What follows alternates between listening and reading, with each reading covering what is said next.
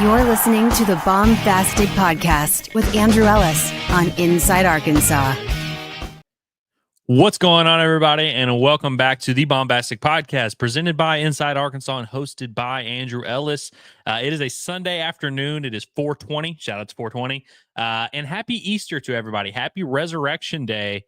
It is a Sunday afternoon with no Razorback baseball, which is a little bit depressing. You know, we like to have our normal weekend series, our normal weekend schedule. Unfortunately, the Arkansas Razorbacks are already done playing, and they didn't play great baseball. They lose their second straight SEC series to the Texas A&M Aggies. But I wanted to do a little bit of a, as you see by the title, a bombastic State of the Union, where we just talk about what's going on with this Arkansas Razorback baseball team, how we feel about it, how we panicked. Are we full on panic mode? Are we not too worried? Are we just kind of waiting until the postseason to see what this team's really made of? I want to talk about it all today. And so we're doing a live stream edition. I appreciate everybody for being here on YouTube, Twitter, wherever, however you are consuming this. But really, I want to lean on you guys for this episode because I want to really get a temperature of the fan base. I want to know how you guys feel. Like I said, is this just a, you win some, you lose some, you just happen to lose two in a 24-hour span here to A&M? Is it just kind of a little bit of a slump that this team needs to go through? Are there specific areas of this Razorback baseball team that you're a little bit worried about? I really do want to talk about it all with you guys. I want to hear from you guys because I'm kind of myself struggling to process it a little bit. Not that I'm like super baffled by anything that's going on, but it's just really kind of tough to be in this spot where I don't really have a ton of big picture concerns. But that being said, Arkansas has lost 4 out of their 5 last SEC games. You lose a series at home, which never feels good. You're just never going to have a good taste in your mouth. You're never going to feel good about your baseball team when they lose 2 games at home in a span of 24 hours, particularly to Texas A&M. We all hate losing to Texas A&M, and so it sucks, but you kind of just move on and live with it. But again, I want to make this a little bit of an introspection about this Razorback team and find out what all we feel about, how we feel about them, whether it's starting pitching, whether it's the lineup. Because honestly, I've tried my best to avoid Twitter and stuff like this. Sometimes I make the mistake where I see 2 tweets and I'm like, oh man, everybody's angry. And then I come out here and do the show and it seems like, oh, actually everybody's not that angry, or vice versa. Everybody's all happy on Twitter. Then I get on the show and the comments are just nothing but negativity. And so I always like to get a temperature check of the fan base, see how everyone's feeling. And it's a little bit of a weird situation because coming into the year, we kind of knew no matter what Arkansas does in the regular season, we're all going to kind of have that fear, have that anxiety of what are you going to do in the postseason? Is this really a team that can make a run? Is this really a team that's going to get out of their own regional? Is this really a team that's going to get back to Omaha, compete for a national title? And so, hell, if Arkansas were just winning every single weekend, probably be easier for us to have those good vibes. But even a small part of us, and we've talked about this before, this is not revisionist history, would have that kind of fear of like, oh no, something bad is still coming. And so it's going to be very interesting to see kind of how the fan base reacts to this series loss and where everyone thinks we are. But again, I appreciate you guys for being here with me today. If you want me to start first, this is a safe space. This is a circle of trust, kind of like the circle of trust we do the Razorback pitching staff. I'll start with kind of my, I guess, take on the series. You guys have heard, if you missed, we did series recaps, recapped yesterday, or I guess Friday's doubleheader, which was a lengthy day at the ballpark, lengthy day at Baumwalker Stadium. We talked a little bit about the individual games and who stood out, who looked good, who did whatever. But I think if there's a big picture concern for me, I feel like why Arkansas lost this A&M series is, and Dave said it pretty clearly in his post game, they pitched better. And that's an oversimplification, of course. I felt like there were 2 relievers that came into this series and completely changed it. You had Weston Moss on Thursday night that came in and pitched 5 shutout innings for A&M out of the bullpen, really shut Arkansas down, had that right-on-right changeup working, really gave Arkansas trouble. And then it was Daniel Jackson, the guy in yesterday's game that came in throwing 96, 97, made it through a rain delay, came back and still held Arkansas down, ended up going 3 2/3 with 5 strikeouts, did not allow a run. I thought those were the 2 most important pitching performances of the weekend.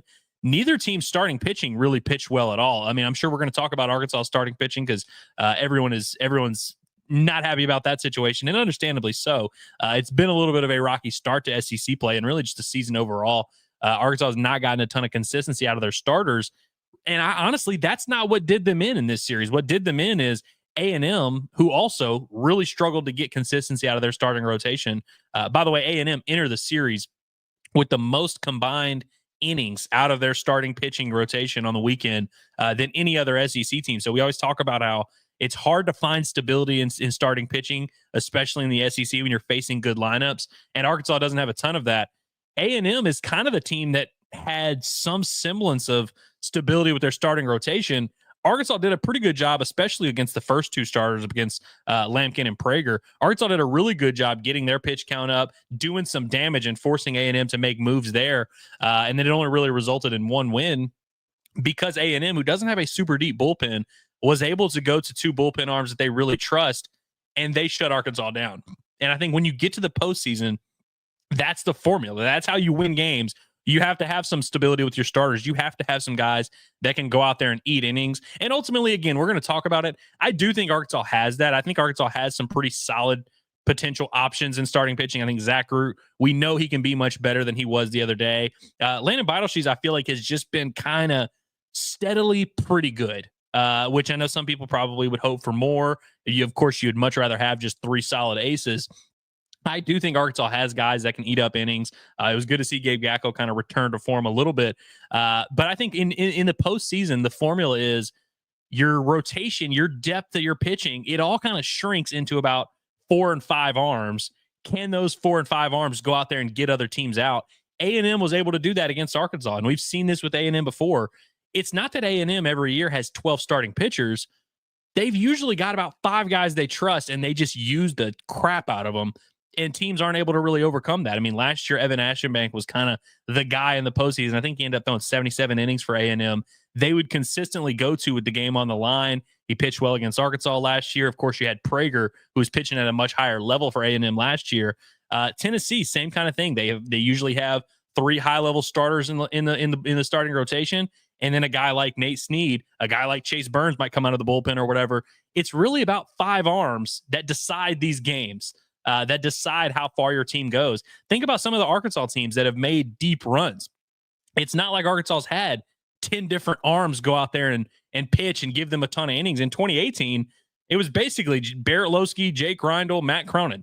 That was pretty much it. And you weren't getting a ton of innings out of Isaiah Campbell as your Sunday starter, but Arkansas had about 6 arms they trusted, and that's what got them there. And so a lot of times I think people ask the question, does Arkansas have enough arms? Do they have as many? Do they have the real depth in the bullpen to really get through series, get through weekends, and get through a tournament? I think the answer to that question is yes, because Arkansas has several arms that they feel pretty good about. I mean, the 3 starters, Ben Bybee's throwing the ball really well. Gabe Gackle had a really good outing the other day. Parker Coyle, Dylan Carter, Aiden Jimenez, Carson Wiggins, Will McIntyre. You could even throw someone like Christian Fouch in there. Gage Wood, we're still kind of see what he's at. Like, Arkansas has enough arms in terms of just quantity, but do they have those top 2 or 3 guys that you can really depend on?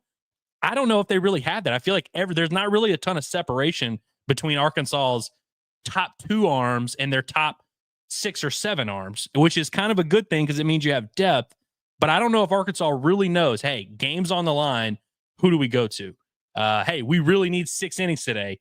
Do we have a starter that can get it for us? I think Root is capable of pitching much better than he pitched the other day. And by the way, you pull up, I want to pull up the overall numbers real quick, because if you look on paper, you'd probably feel a little bit better about it. Like, if you look at it on paper, Arkansas's pitching staff, where are they at? They're 12th in the country in ERA. They're, of course, 6th in fielding percentage. Doesn't really deal with the pitching staff. But defensively, Arkansas's 17th in the country in hits per 9 inning.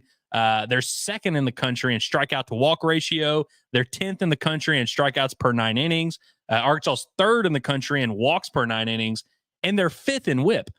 And all these all these numbers are also top 3 to 5 in the SEC. So again, it kind of comes back to the overall group together. Arkansas most weekends finds a winning combination of some sort, ends up kind of piecing it together. Like, hell, this weekend, I think A&M scored like 8 or 9 runs in game 3.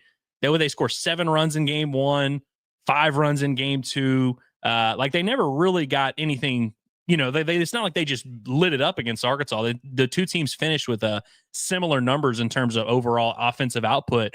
But when the games were on the line in games 1 and game 3, A&M went to a reliever that was able to really shut Arkansas down. Arkansas never really got that. Now, Arkansas's bullpen in SEC play has been the number one bullpen in the league. And again, it's because of the list of names. It's because they have the depth. But do they really have that just shutdown closer type guy? I don't really know if they do, although Andrew Jimenez would be pretty close to that. I mean, he's been very good. He, of course, also gave up his first 2 runs of SEC play over the weekend. So, it's just a kind of an unfortunate thing where if you have a series where your number one starting pitcher, Zach Root, doesn't pitch well, you obviously don't get anything out of game 2 starter, but that was kind of by design with Gage Wood going there.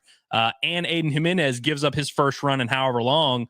It's not going to be a winning combination for Arkansas. And so, again, throughout the course of the year, most times they've been able to find that winning combination and say, all right, this guy doesn't have it, Christian Fauch doesn't have it, and Gabe Gackle doesn't have it, but Andrew Jimenez and Parker Coyle have it. And, Landon Beidelshees doesn't have it, but Ben Bybee has it. Like, Arkansas normally kind of has that answer. And against A&M, they just didn't find that. And A&M kind of did. And they only used, like I said, 5-6 arms to get the job done. And so I think the big misconception is that, like, you need 12 different guys all pitching really well in order to win the national championship, in order to really go on a run. For Arkansas, they kind of have options. I feel like they really need to find out who their top 3 to 5 guys are, because that's who you're going to end up leaning on in the postseason. But I think right now at this stage of the season, I don't think this Razorback pitching staff knows for sure who it needs to lean on. And there's just not a ton of consistency overall week to week for a lot of these guys. That's what made Andrew Jimenez so impactful for this Razorback pitching staff, is because he became a guy that you knew what you were getting. And there's a couple other guys that have been throwing the ball pretty well consistently. But there's just really not a ton that this Razorback pitching staff can lean on week in and week out. Definitely not with the starting rotation. Those 3 guys have been all over the place. But let's get into the chat, because I see it starting to fill in here a little bit. Once again, I really appreciate you guys for kicking it with me here on this Sunday afternoon. It's a little bit rainy. By the way, if my internet, I'm always worried about my internet. Anybody watches Inside Arkansas Live, we're always worried about that. If my internet goes bad, you're going to see this thing. So if you see that means that my internet's bad, and just kind of hold out. It'll stabilize here in a second. But seriously, appreciate you guys for being here in the chat. Let's hop right in. And I see my guy right off the bat. Before we even started the show, we got we went right into panic mode. And so shout out to HH, who's a regular commenter. Appreciate his efforts here on the chat in YouTube and on Discord. He says, I'm not panicking, but you'd be dumb to not feel some type of way. These last 2 weekends have looked exactly like our regional exits the last 2 years. Foreshadowing, ? My question would be, did they really look that much like the regional exits? Because the 2023 regional exit against TCU, you gave up 150 runs in 2 games to TCU. Like, that's what happened. Like, that was the formula of how your season ended a couple years ago. I don't know if either of these weekends against Georgia or against A&M really felt anything like that. Like, I didn't feel like Arkansas just ran into an offense that they just couldn't keep down, or they ran into a guy like Trey Richardson. I guess Jace Laviolette would probably qualify as that, but I didn't feel like A&M just kind of raked their way through this Razorback pitching staff. At least it didn't seem like that. And against Georgia, I mean, you end up losing in 12 innings on Sunday. You lose 2 1-run games after winning big on Friday.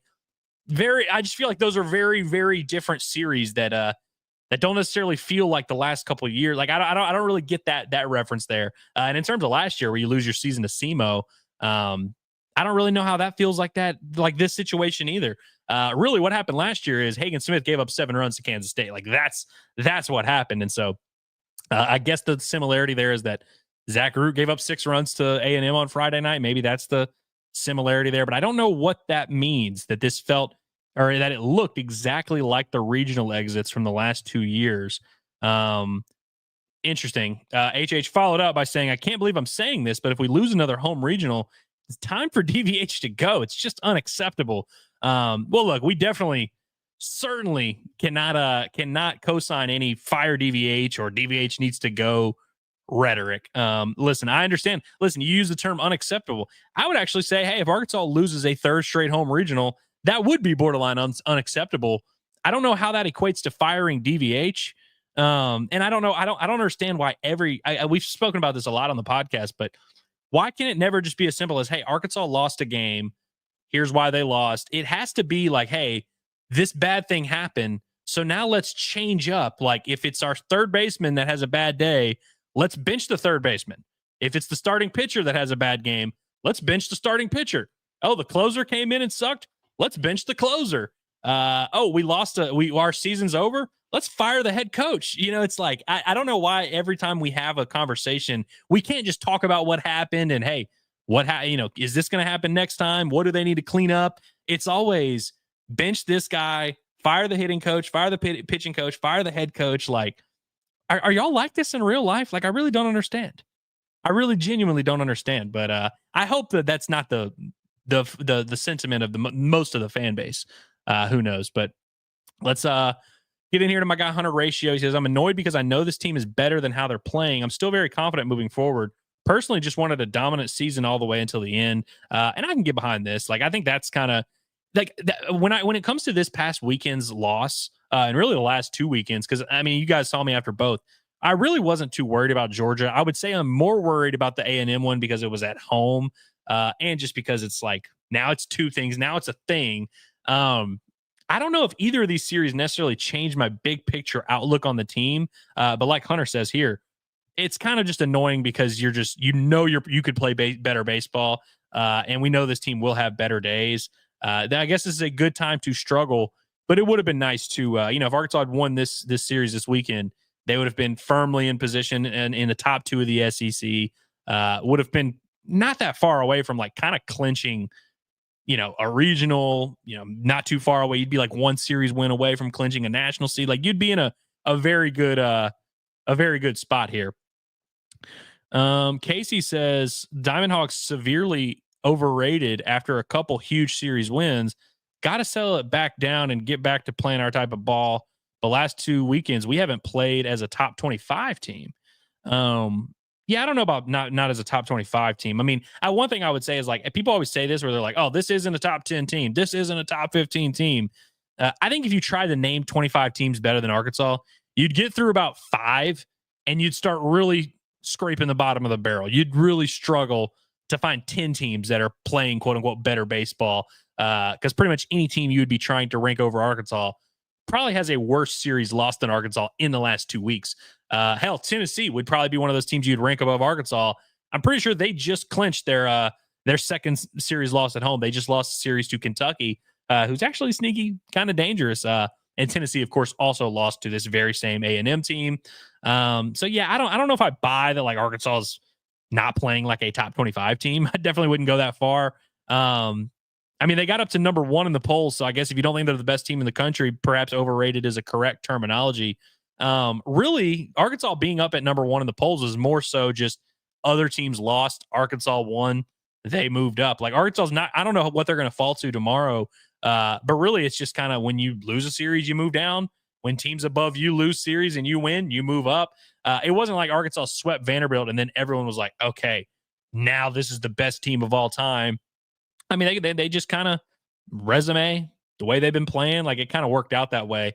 I still think Arkansas is probably, I would say comfortably a top 5, comfortably a top 10 team. And I would say probably a top 5 team. Again, we'll see what they look like in the polls tomorrow. My guess would be in that 4 or 5 range. If I had to guess, definitely going to be in the top 25. And then Hunter Ratio says Tennessee did lose 2 series lastly, and it was a 1 seed and won the title. Maybe we can win out. Yeah, I mean, losing series, like we talked about this, like if Arkansas had gone through this entire SEC regular season without a series loss, that would almost be a harder task than winning the national title, honestly. And we talked about this obviously in 2021, the last time Arkansas did that. It didn't go well for that team. They ended up losing in the super regionals. I honestly, I never thought that was a realistic thing that could happen, just given how hard these final, I mean, hell, we haven't even really gotten to the really hard part of the schedule.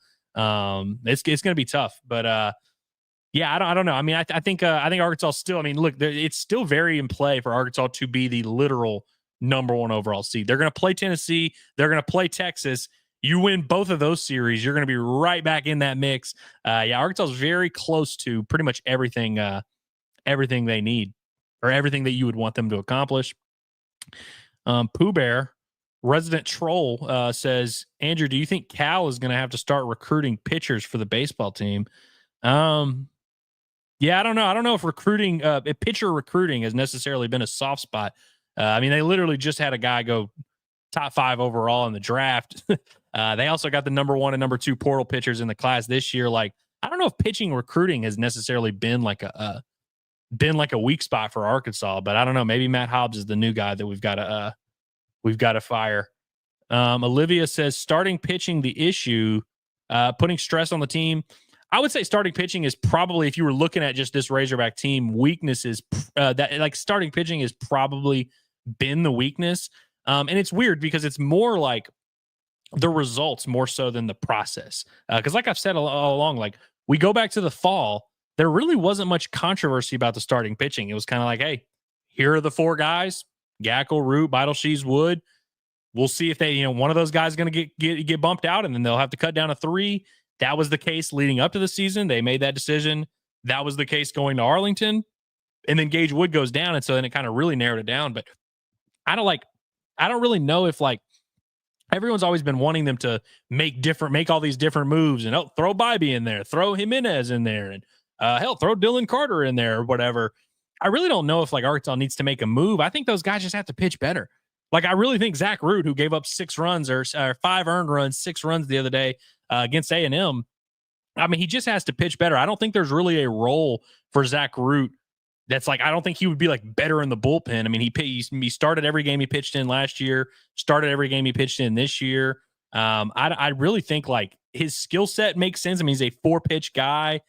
His stuff kind of is the same in inning 1 as it is in inning 5. Like, I think he just has to pitch better. And so on a weekend where Zach Root doesn't pitch well, kind of puts a lot of stress. Yeah, he does put a lot of stress on the team.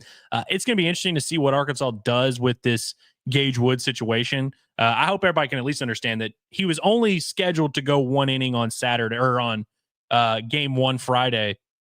He was going to go no 1 inning, even if it was a 3-up, 3-down inning. He was not going to give Arkansas 5, 6, 7 innings.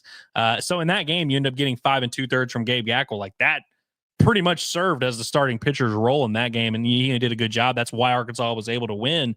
I thought Shees actually gave Arkansas about as much as he could. Shees, by the way, threw 82 pitches on Sunday, comes back on 2 days less rest on Friday, and throws game 3. He ended up going 4 innings for Arkansas, but you could tell he was starting to run out of gas there. The fact that he was able to give Arkansas 4 innings of 1-run ball, I think that was like honestly about as much as you could have asked out of him there. I thought he did a pretty decent job. And like I said, Gage Wood, he was never going to throw, even if he pitched his ass off, was only going to throw that 1 inning. And so I don't know if Arkansas, like, if starting pitching was like a huge story in that game necessarily, because you really didn't expect much out of him anyway. But like I said, I think Arkansas has, like, I think Shees is the right guy to be pitching on Sundays. I think Zach Root is the right guy to be pitching on Fridays. We can kind of argue about Saturday, and I think that this Gage Wood situation is going to be interesting to monitor. But yeah, I think those guys just kind of have to pitch better. I really don't think there needs to be a philosophical change in what they're doing necessarily. Let's see. Blaine Wagner puts a comment here that I very much agree with. It says losing game 1 doomed us for that series. So hard to sweep a doubleheader. It's definitely hard to sweep a doubleheader.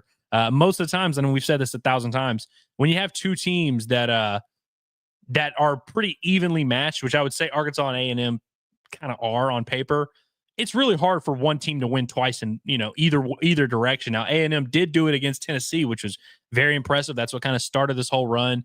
Usually when you get 2 teams that are about the same, you're going to get a sweep. And so felt like the series kind of was going to come down to Thursday, and ultimately it did. And like I said, Zach Root, just don't give up 6 runs, man. Like, seriously. And then, of course, Weston Moss, give him credit for going 5 innings out of the bullpen and really shutting Arkansas down. That was, again, I thought those 2, his outing and the guy on Saturday or in game 2 on Friday, I thought those 2 outings out of the bullpen really dictated everything.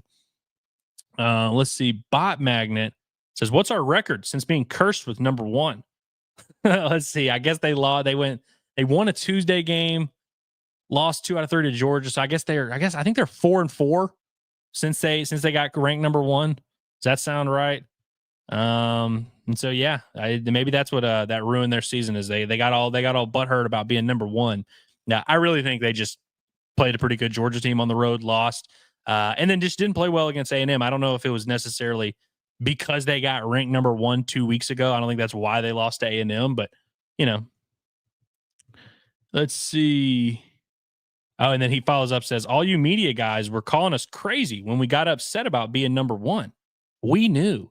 I mean, what did you know? That you knew that the team was going to lose a series to Georgia and A&M? Like, I think we when Arkansas got ranked number 1, the media guys, I don't know what media guys you're referencing, but like we talked about it on Inside Arkansas Live. We talked about it here. Like, I don't think we really made it like a story at all. Like, I don't think we were like, hey, Arkansas is ranked number 1.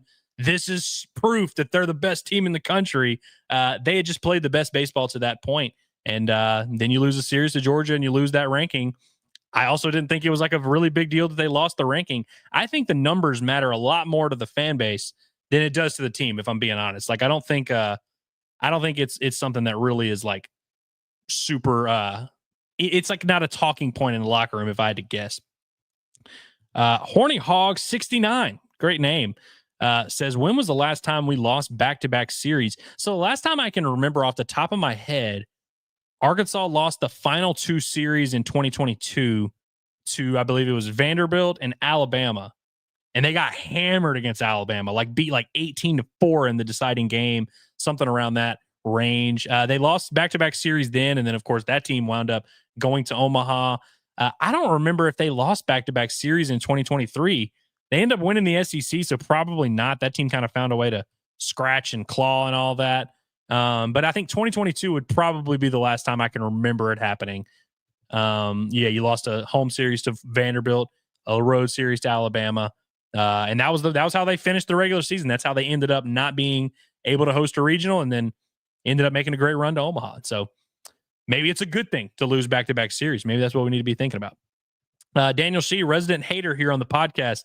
I kid. We love you, Daniel Shee. He says, can we talk about the remaining schedule, though? Florida, the hottest team in the SEC, then 3 straight potential super regional hosts. Are we sure A&M's not the hottest team in the SEC, Daniel? I feel like A&M has a pretty strong case. But no, Florida is honestly a very similar situation to A&M, where preseason top 5, I think A&M was number 1. I think Florida was in that 5 to 7 range. Obviously didn't start well for them. I think Florida started 1-11 in SEC play. That sound right? They've gotten hot here lately. I think they've won.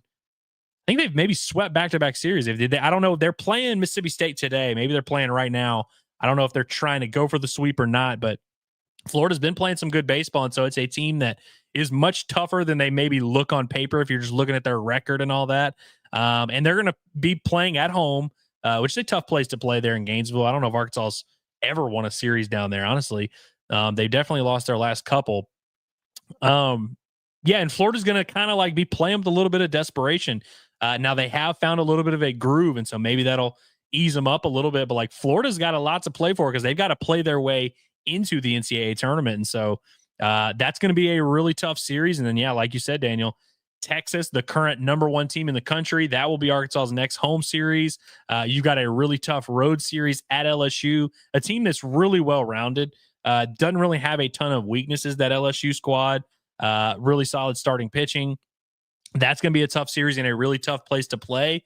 And then Tennessee at home, you're playing a team that they were ranked number 4. I guess they'll drop down a little bit because they lost a series. But of course, we know the defending national champions, Tony Vitello, a really, really dominant right-handed or left-handed pitcher to start the series against Liam Doyle. That's not going to be an easy one. And so I think for anybody who's like really upset at the Razorbacks or really, happy with the Razorbacks, either one, we're going to find out about this Razorback team. Like, they're going to face really good competition here down the stretch, these next few series. And so, look, I mean, we can sit here and talk about how we feel. We're going to find out, you know what I mean? We're going to see this Razorback team tested. And so we'll see how they come out the other end of that. And really, regardless of the record of what Arkansas ends up doing in these series, I think it's all about you're kind of doing the math and you're doing the measuring and you're kind of thinking, all right, if we run into this team down the stretch, will we be able to match up? Will we be able to beat them? And I think that's ultimately, like, this is a weird thing to say coming off of 2 straight series losses against Georgia, against A&M. I didn't come away from the Georgia series being like, man, if we see that team again, like, I just don't know what we're going to do. I came away from it being like, damn, probably should have won that series. Disappointing that they didn't win it. Oh, well. And that's kind of how I feel about A&M. I'm more scared of A&M. I'll say that just 100%. I really don't like how many, the left-handed arms they have, which did a pretty good job against Arkansas, but it really was the right-handed relievers that gave Arkansas a lot of trouble. I just think they're very well-rounded. They've got a good mix of starting pitching, a few arms that they like out of the bullpen, and a lineup that's starting to swing it pretty well, 1 through 9. And of course, maybe the most dangerous hitter in college baseball in Jace Laviolette. A&M has a lot of things to threaten you with. And of course, they seem to have found a little bit of a good vibe in that locker room. I don't know if, give Michael Early credit for not hanging it up and not quitting. He's really got that group playing well. Seems like he's going to survive. So good for them. But again, both of them, like with both of these series, I don't look at it and I'm like, man, if Arkansas runs into this team in the postseason, like they're toast. I feel like Arkansas actually matches up pretty. There's not a ton of separation. I said that last week. I'll say that this week. There's really not a ton of separation. And hell, I actually kind of felt that way when Arkansas played Vanderbilt and they swept them. It wasn't like Arkansas just put belt to ass in 3 games. It was back and forth. Arkansas had to scratch and claw and get those wins. Felt kind of similar against Ole Miss as well. Like Arkansas wound up winning the series, but I don't think there's a ton of separation between the top teams in the SEC. And so it's going to be interesting to see if Arkansas gets up for those series and how they match up. And you always just know a little bit more once you see those guys out on the field. And so it's going to be a fun time of year, man. Buckle up, strap up, and we'll see how. We'll see what we need to do. Let's see. MJO says Gackle and Jimenez are the bullpen arms. Get Coyle back will help. Yeah, no, it definitely will. And I mean, Jimenez, who again gave up his first couple runs, and I guess in all of SEC play, or no, I guess he had given up one. He gave up one against Vanderbilt or somebody like that. Gackle and Jimenez. Of course, the Gackle that we saw on Friday looks a lot like the Gackle we saw last year. Looks like the kind of version of Gackle we thought we'd be getting. It's going to be very interesting to see like how Arkansas ends up using him necessarily. Like, is it just going to be basically a 6-inning relief outing every week? Will it end up being kind of just 3 or 4 innings? Will he end up rejoining the starting rotation? Like what that looks like. But if you can get that version of Gabe Gackle, the one that's throwing the ball well, I don't care what his role is, as long as he's throwing like that. And so you start to combine it together, Gackle, Jimenez, Wiggins, Fouch, you get Parker Coyle back. Like Arkansas would have plenty of weapons down there in that bullpen, and you'd feel pretty good about it at that point. Let's see. I see a couple. The sky's not falling. Let's see. Blake says, my brother thinks we're overrated. I think we're fine. LOL. Ran into a hot A&M team. Might be missing that number 1 starter stud, but this is a very, very good team. Hogs will be fine. I think I agree with that assessment completely. Let's see. Sorry for all the dead air as I'm scrolling through the chat here. Normally I've got my producers or I've got 2 other people to kick it off of. But now I'm just kind of sitting here as I'm reading all of you guys' comments. Let's see. Steven 1383 says maybe it's good to have some issues now and we can get them hemmed up before postseason. Undoubtedly. I mean, you'd much rather, if you're going to have a stretch, and I said this last week after the Georgia series, there's going to be a point in time where Arkansas plays their best baseball of the year. We don't know when that's going to be. It might have already happened. It might happen next. Like, you just don't know when that's going to happen. There's always a moment where you are playing your best baseball, and there's always a moment where you're playing your worst baseball. And obviously, I don't need to tell you guys, you want to be playing your best baseball in the end when it matters, and you want to kind of get your bad stuff out of the way now. If this ends up being like Arkansas's downfall, like this is the worst it ever is, then I mean we're looking at a very special season. And I think that as disappointing as these last couple weekends have been, and make no mistake, they have been disappointing. Like Arkansas's not looked great. They've been in these series against 2 teams that, like I said, you're going to likely see in the postseason, teams that are going to be threats to win it all. You had a chance to kind of get a leg up and show them, hey, we're a better, more complete team. And they didn't do that. I think they're very capable of doing that.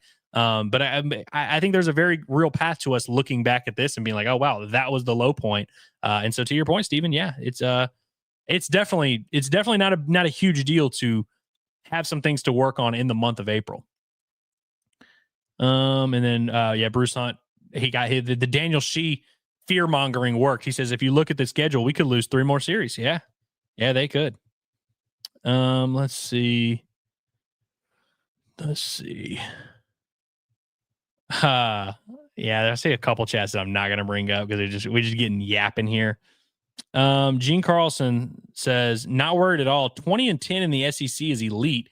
It's all about our ticket to Omaha. I don't care about the SEC tourney or really even the SEC regular season championship, which is interesting because I think that I agree too. And I think most fans do because Arkansas's had a lot of success in the regular season.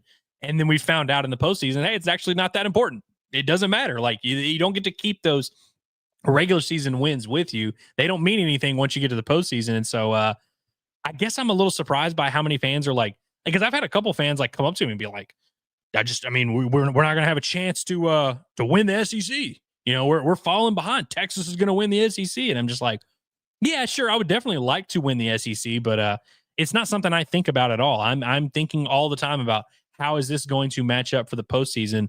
And then Gene, by the way, puts the 20-10 there in SEC. Dude, I remember a stretch where 20-10 seemed like an unfathomable. I couldn't believe that was a real record that a team has.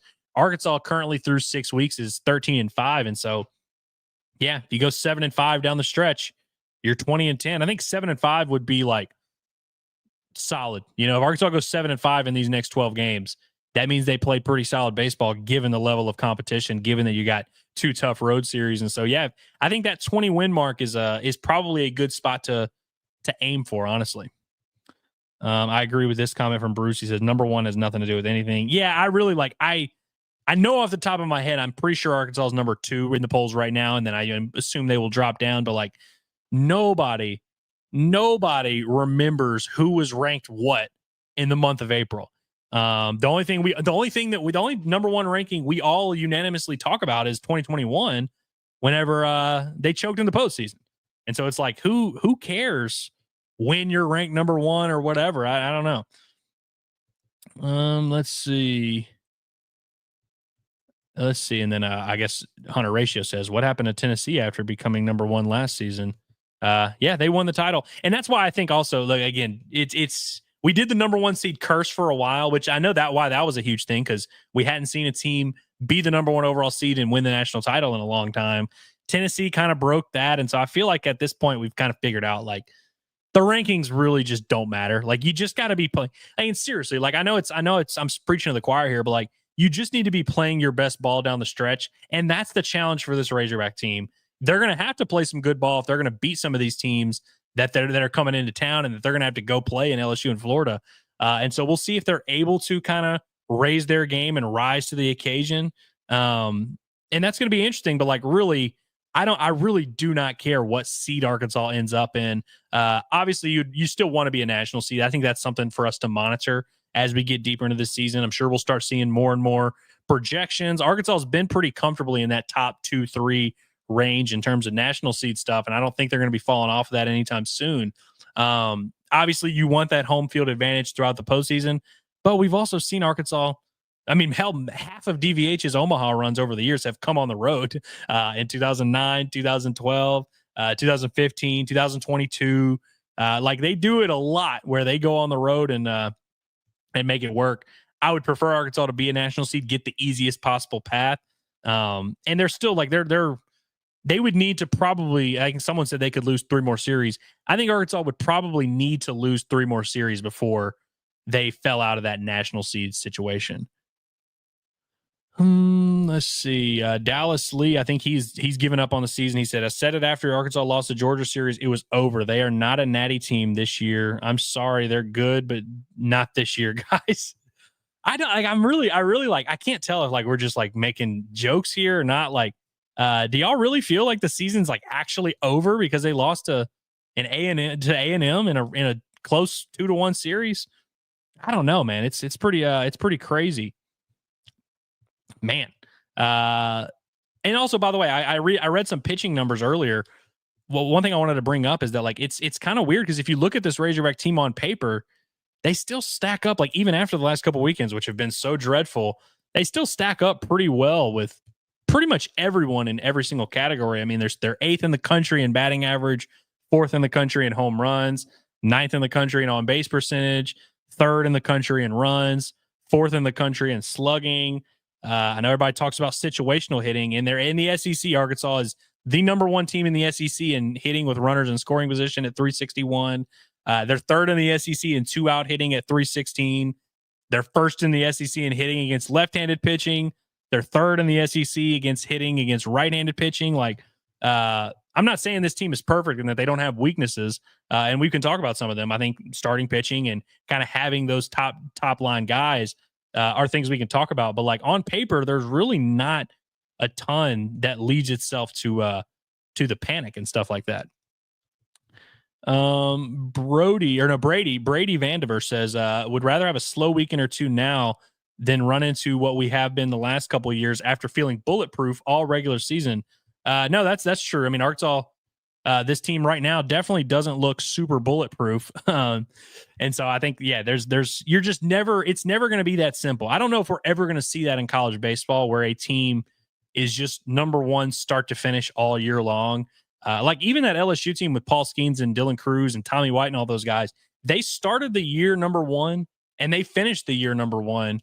But there was a lot in between. They lost back-to-back roads. They lost back-to-back series at one point. They lost a series on the road against Auburn and then lost a series at home to a Mississippi State team that missed the tournament. Like there's always weird stuff that happens. And again, that was an LSU team that won the national title, was very good. Someone brought it up in the chat earlier. Tennessee lost 2 series last year. Like, I really don't think there's going to be a team that just wire to wire dominates a season in college baseball and carries that into the postseason and then dominates the postseason. It's pretty tough, man. But I understand. Listen, I understand the big picture concern of just like, hey, I want us to play our best ball down the stretch, but like, I really do want to hear from you guys. Cause I mean, we've talked about starting pitching, like who and what specifically is it that y'all like really think is going to prevent Arkansas from winning the national title? Cause even if you look at the starting pitching, you compare it to some of these other SEC teams, there's not a ton of teams that really have lights out 3 bona fide SEC starters. Like Texas right now has been the best pitching staff in the country, the best pitching staff in the SEC. Their Friday night starter, senior lefty, has a 4.88 ERA in SEC play. So even a team like Texas, who is literally like the standard, like the best, like they've been shutting teams down in SEC play. Even them, it's like it's hard to get 3 guys to go out there and eat up 6 innings. Like it's pretty rare when you see that happen. And so that's why it gets celebrated so much. But there's really not many teams. Cause like I see here, Smoking Temp says pitching is not elite. They're going to face some elite hitters. Tennessee, Texas, LSU bullpen is a lot better than Arkansas. Well, Arkansas has the best bullpen in the SEC, according to the numbers. And so like, again, we can say these things. I think there are other teams that have more stability in the starting rotation, but like, on paper, Arkansas's bullpen has been the literal best bullpen in the SEC. And that's even with, Christian Fauch has kind of given them like up and down stuff. Gabe Gackle's kind of moved back to that role. That's been without Gage Wood. That's been without Parker Coyle. And so from a pitching standpoint, even as like mediocre as Arkansas's pitching has looked to this point, I read off the numbers earlier, like they're still top 15, top 20, top 10 and a lot in literally every single pitching category known to man. And so like, even like, I think Arkansas's pitching has underachieved and underwhelmed. On paper, they're still number 12 in the country in ERA, top 5 in whip, top 5 in strikeout to walk ratio, like all this stuff. And so I think a lot of times people see their team and they see the flaws and they see Arkansas have their ups and downs and they're like, oh man, this sucks. But you look around the SEC, pretty much everyone is going through a lot of that as well. Offense has been up in the SEC. And Arkansas has, by the way, an offense that stacks up with all those, which I think coming into the season, that was kind of our concern, is like, is Arkansas really going to have the firepower to keep up with some of these teams? I think they've alleviated some of those concerns. But weirdly enough, I think coming out of the weekend, I was a little bit more disappointed with the offense and getting shut down by those 2 relief pitchers than I probably was anything else on the pitching staff. Ultimately, I think Arkansas has the pieces to make it work. Like they have a list of names in the pitching staff that I feel like somewhere in there there's a combination of really good stuff. Will it end up being Root, Gackle, Beidelshees or Root, Wood, Beidelshees? Will that end up being the starting rotation? Will they make a move? I don't know. But like I said, they've usually kind of found a way for if this guy's struggling, they find another arm to kind of step up and get the job done. Ideally, by the time you get to June, by the time you get to the postseason, you won't be in this situation where you're having the guy go out there and suck and then correcting course with the other guy. Hopefully, they'll just have a better understanding of how to attack teams. But I think somewhere in there, by the way, we were talking about how all these other teams struggle with trying to find 3 consistent starters. It's also a down year for college starting pitching from a draft prospect standpoint. Like if you look, normally there is, like Hagen Smith last year was the number 5 overall pick. Paul Skeens the year before was the number 1 overall pick. There's usually 2 or 3 guys kind of in that mix as top 10, top 15, whatever picks. Y'all want to know who one of the top pitchers from a draft standpoint is? According to Keith Law of The Athletic, he posted his top 50 of the day. He has Zach Root as his number 17 overall prospect in the draft, or college prospect in the draft this upcoming year. Now, this is also before he pitched on Thursday night, so maybe he'll bump him down and say he sucks after that. But Zach Root is kind of Zach Root and Landon Beidelshees are in the top 10 among SEC pitchers in terms of draft prospects. Liam Doyle is probably going to end up being the first college arm taken, and he might not even go in the top 10. The Witherspoon kid from Oklahoma, he's pretty good. He's going to end up being a pretty good prospect, probably like a late first, early second type of guy. There's really not a ton of elite college starting pitching in college baseball this year. There's not a ton of guys putting up those crazy numbers. Tennessee's got a couple of really talented prospects in Liam Doyle and Marcus Phillips. Neither of those guys in SEC play. Doyle's been a little bit better, but like Phillips has kind of gotten roughed up a little bit in SEC play. Their Sunday starters averaging like 2 innings per outing. And so even a team like Tennessee and teams like LSU and some of these teams that you would look at and be like, oh, I wish we had that, they also are kind of struggling. And so, I mean, it's I think we sometimes overanalyze Arkansas and think, oh man, we suck and all these other teams are better. But you look around, like there's a lot of teams struggling in those directions. Texas has kind of been the one exception, but even them, I wouldn't say from a stuff standpoint they have something that like a bunch of other teams don't have. I think there's probably going to be a correction of course at some point. Daniel Shee chimes in and says, this class is also really bad in the top round though.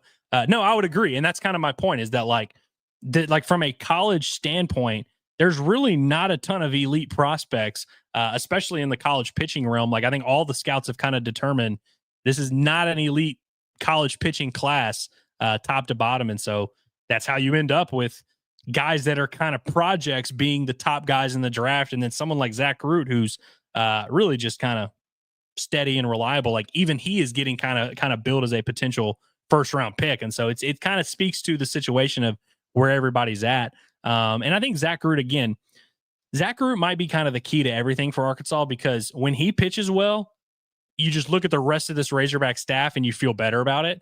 When he doesn't pitch well, like he did against A&M and like he did against Ole Miss, those are the 2 weekends where we really came out of it being like, holy cow, what are we going to do from a pitching standpoint from Arkansas?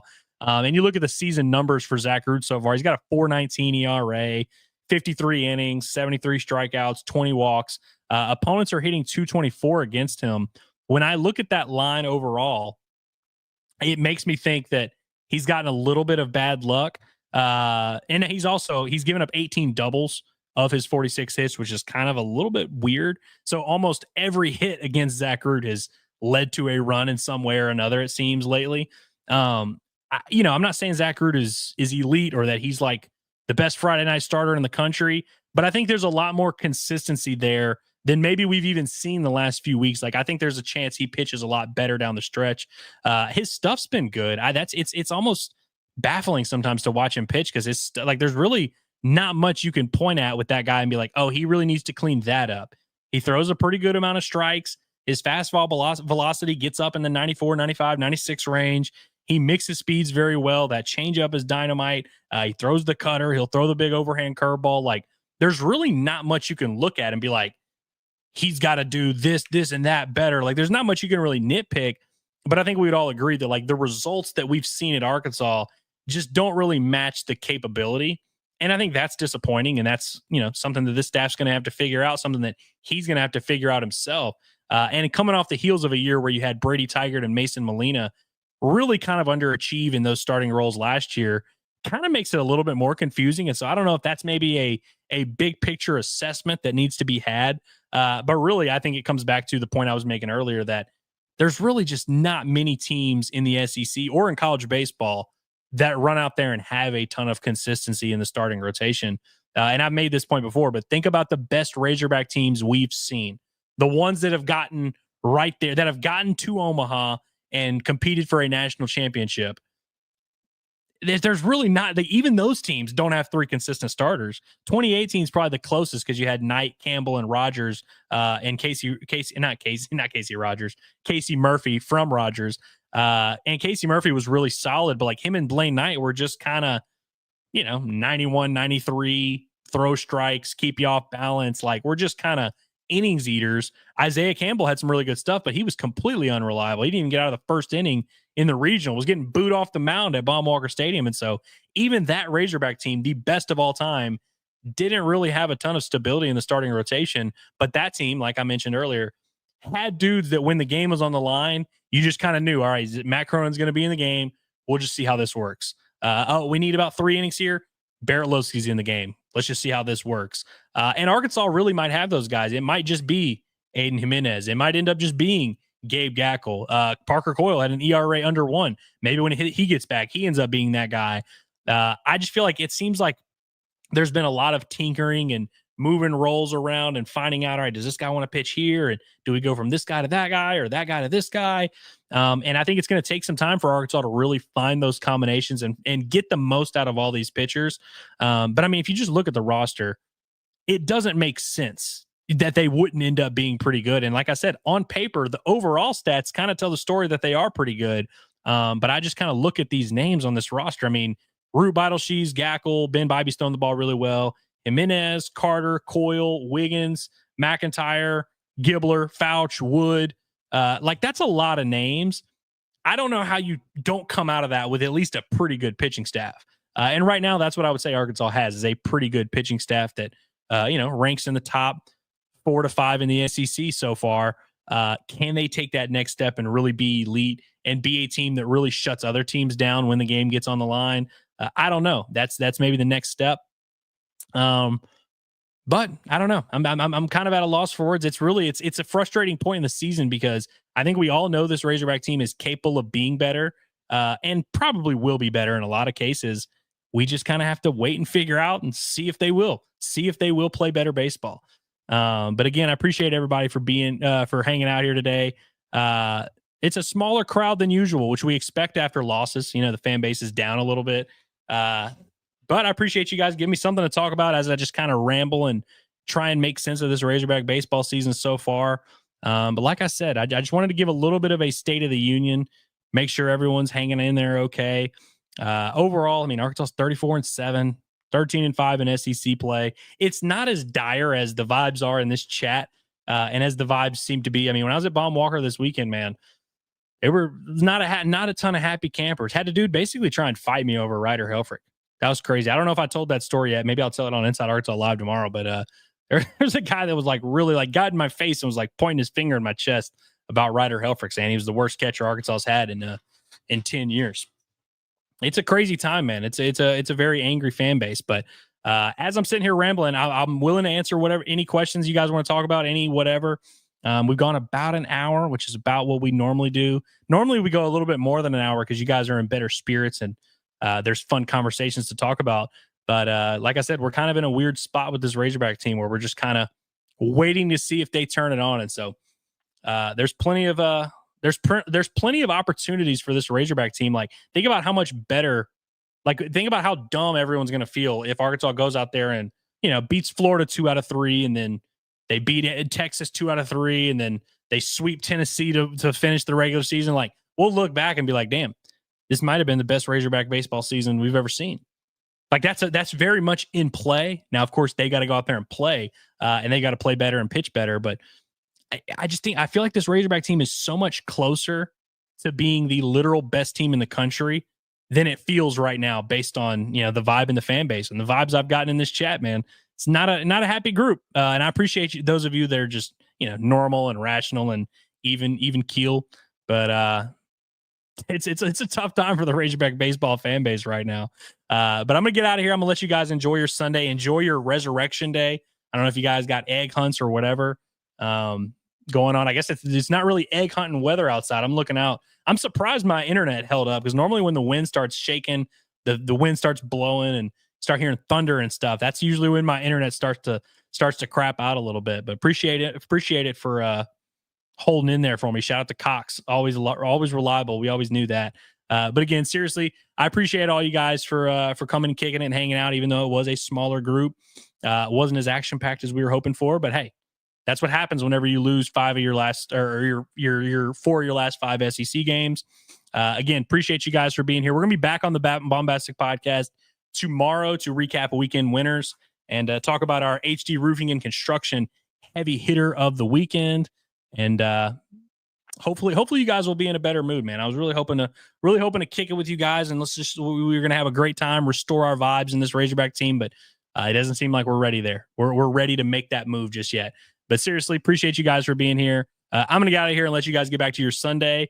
And like I said, we'll be back here at the Baumbastic Podcast tomorrow. Make sure you subscribe to this YouTube channel for Inside Arkansas Live, Pot at the Palace, which has been absolutely crushing it. Curtis is killing it literally every single day with the Pot at the Palace. And we're going to continue to crush it here with the Baumbastic Podcast. There will be better days ahead when Arkansas starts winning games. We'll start having some more fun. But appreciate you guys, as always, for the support. Inside Arkansas to the Moon. Make sure you're subscribed here on the YouTube channel and to the podcast networks, wherever you do get your podcast, Apple, Spotify, Amazon, Stitcher, whatever the case may be. I appreciate you guys for kicking it. We will be back tomorrow to recap some weekend winners on the Baumbastic Podcast.